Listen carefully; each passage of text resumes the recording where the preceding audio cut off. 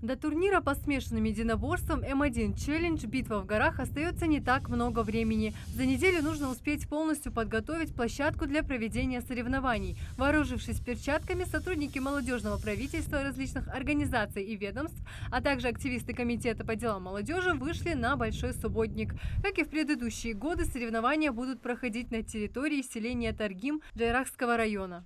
Ближе к турниру мы будем устанавливать палатки здесь для гостей, для питания, для обеда. Есть еще торговые точки наверху, вы, наверное, видели, да? Это места для жителей республики, то есть для наших зрителей, чтобы и покушать смогли, воду выпить, то есть все необходимые условия для того, чтобы люди смогли приятно провести время. Пока одни собирают мусор, бригада рабочих занялась восстановлением арки, которая является неким символическим входом для участников предстоящего турнира. Впрочем, эта арка устанавливалась здесь и в прошлом году. Правда, не так давно шквальный ветер унес часть конструкции. Мы сейчас завтра уже, наверное, послезавтра мы уже закончим все и полностью передадим Минспорту.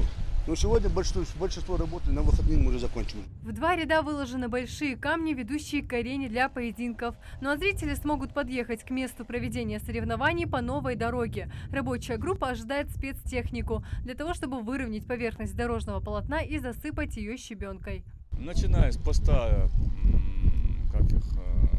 от съезда с асфальта, бетонного покрытия до места проведения боев мне надо обновить дорогу. Помимо этого, вокруг проведения боев есть откосы, которые мне надо покрыть. Арена для проведения боев практически готова. Домики для гостей тоже, ну а зрительные трибуны как раз приводят в порядок. Осталось скосить лишнюю траву и подлатать сиденья в некоторых местах. Все эти приготовления базовые. Вскоре здесь начнут работать различные технические группы и декораторы. Марина Муталиева, Майрбек Миржоев, Новости 24.